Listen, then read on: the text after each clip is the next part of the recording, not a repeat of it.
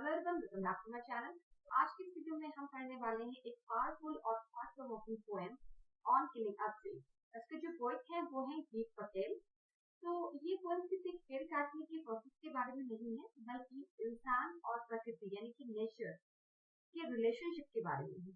Poet हमें दिखाते हैं कि एक पेड़ को काटना कितना कठिन है, क्योंकि पेड़ जिंदा होते हैं, नेचर का एक एसेंशियल पार्ट होते हैं। तो आगे बढ़ने से पहले अगर आपने अभी तक मेरे चैनल को सब्सक्राइब नहीं किया है तो प्लीज मेरे चैनल को सब्सक्राइब कर दीजिए, बेल आइकन को हिट कर दीजिए और अगर वीडियो अच्छी लगे तो प्लीज इसे लाइक और शेयर भी जरूर कर दीजिएगा। एंड प्लीज वीडियो को पूरा एंड तक देखिए ताकि पोएम आपको अच्छी तरह से समझ में आ जाए। तो चलिए वीडियो को स्टार्ट करते हैं। इस पोएम में पोएट हमें इनडायरेक्टली ये भी सिखा रहे हैं कि अगर हम पेड़ काटते हैं तो नेचर पर कितना बुरा असर पड़ता है।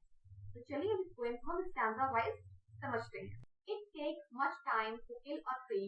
Not a simple jab of the knife will do it.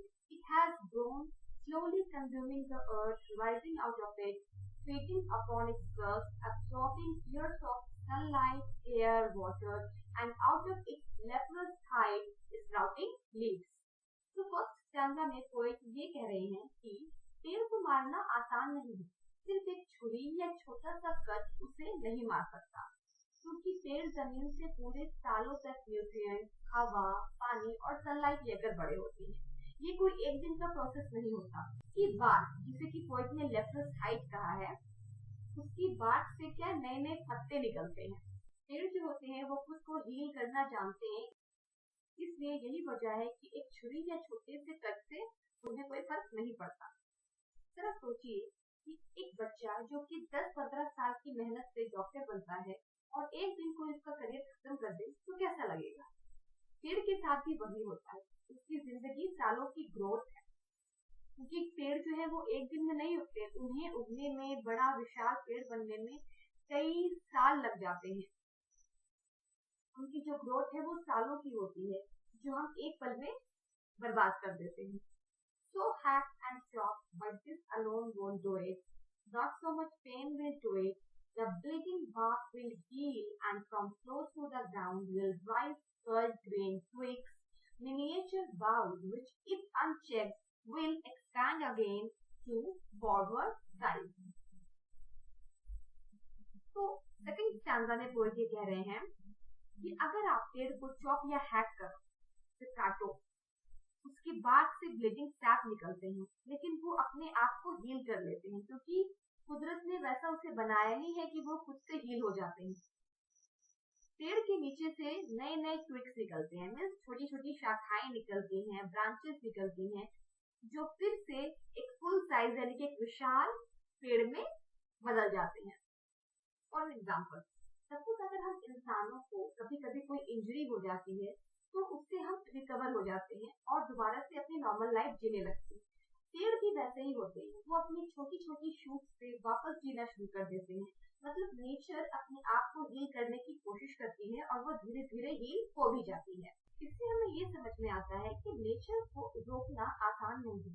अगर एक पेड़ को काट भी दो, वो फिर से ग्रो कर सकता है।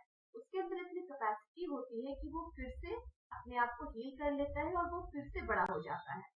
No, the root is to be pulled out of the anchoring earth. It is to be roped, tied, and pulled out, snapped out, or pulled out entirely out of from the earth cave, and the strength of the tree exposed, the source white and red, the most sensitive hidden for years inside the earth.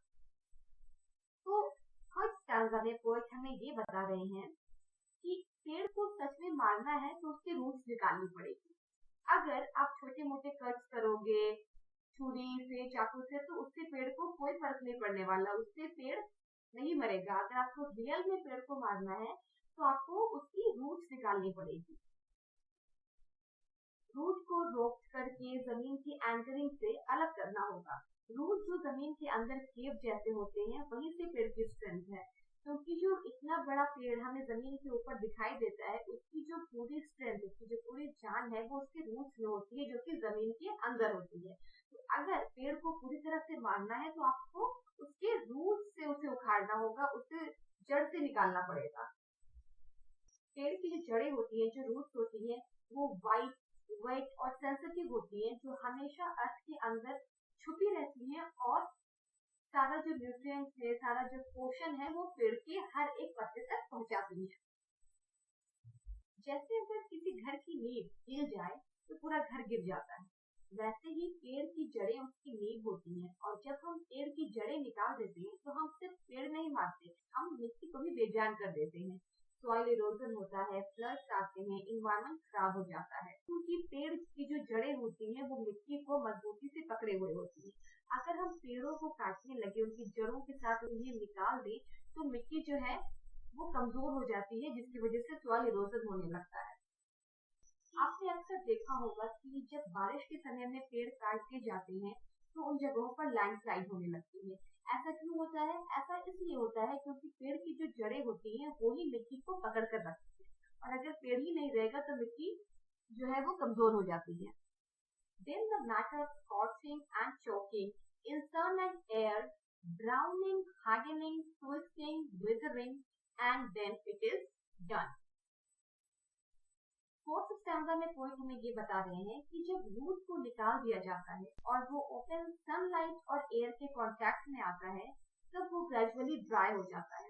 क्योंकि पेड़ की जो जड़ें हैं वो तो हमेशा जमीन के अंदर होती हैं, और जमीन के अंदर होने की वजह से ना उन पर सूरज की किरणें पड़ती हैं, ना वो एयर के कांटेक्ट में आती हैं, तो वो वेट रहते हैं। लेकिन जब पेड़ की जड़ों को जमीन से बाहर निकाल दिया जाता है तो वो एयर के कांटेक्ट में आने की वजह से और उन पर सनलाइट पड़ने की वजह से वो ड्राई होने लगते हैं, और धीरे धीरे क्या होता है कि वो ब्राउन, हार्ड, ट्विस्टेड और विथर्ड हो जाते हैं, बिल्कुल बेजान से होने लगते हैं। तब पेड़ का मरना कंप्लीट होता है। तो जब पेड़ की जड़ें बिल्कुल सूख जाती हैं, ब्राउन और हार्ड हो जाती हैं, तब समझो कि अब जो है वो पेड़ पूरी तरह से खत्म हो चुका है, मर चुका है। सपोज अगर कोई पेशेंट जो कि ऑक्सीजन सिलेंडर पर है और उसका जो ऑक्सीजन सिलेंडर है वो हटा दिया जाए, तो पेशेंट के पास सारी बॉडी तो होती है पर बिना ऑक्सीजन के वो मर जाता है। सिमिलरली पेड़ की ऑक्सीजन उसकी रूट्स होती है, और जब वो ही खत्म हो जाती है तो पेड़ भी खत्म हो जाता है। इस पोएम में पोएट हमें यही समझाना चाह रहे हैं कि अगर पेड़ को सच में मारना है तो उसकी रूट्स निकालनी पड़ेगी। बिना उसके रूट्स को निकाले सिर्फ हल्का सा कट या फिर चॉपिंग या हैकिंग करने से उसे नहीं मारा जा सकता, वो दोबारा से अपने आप को हील कर लेता है। लेकिन अगर सच में पेड़ को मारना है तो उसे जड़ से उखाड़ना होगा, रूट को रोक करके जमीन की एंकरिंग से अलग करना होगा, तभी पेड़ मरते हैं। इस पोएम का मैसेज बहुत ही क्लियर है। पेड़ को मारना आसान नहीं है, पर अगर इंसान चाहे तो वो कर सकता है। लेकिन क्या हमें ये करना चाहिए? बिल्कुल भी नहीं, क्योंकि पेड़ हमें सांस लेने के लिए ऑक्सीजन देते हैं, फ्रूट्स देते हैं, रेन वाटर को बैलेंस करते हैं, पॉल्यूशन कम करते हैं, और बर्ड्स एंड एनिमल्स का घर होते हैं। अगर हम पेड़ काटना बंद कर दें और नए पेड़ लगाना शुरू कर दें तो एनवायरनमेंट काफी हेल्दी हो सकता है। आज दुनिया भर में ग्लोबल वार्मिंग हो रही है, फ्लड्स और स्टॉर्म्स आ रहे हैं, ये सब पेड़ काटने का नतीजा है। सोचो अगर हर इंसान अपने घर के बाहर एक पेड़ लगाए और उसे अपने बच्चे की तरह संभाले, में उसका पूरा ध्यान रखे, तो हमारा जो पूरा एनवायरनमेंट है वो बेहतर हो जाएगा। पेड़ जो है वो हमारे लाइफ में बहुत ही इम्पोर्टेंट रोल प्ले करते हैं, और हमारी जो लाइफ है वो इन्हीं पर डिपेंड करती है। तो दैट्स ऑल। होप आपको कोई अच्छी तरह से समझ में आ गई होगी। अगर आपको भी कुछ डाउट्स है then go through the video one more time, और अगर वीडियो अच्छी लगी हो तो please like, share, comment, subscribe and hit the bell icon. Will meet in our next video very soon. Till then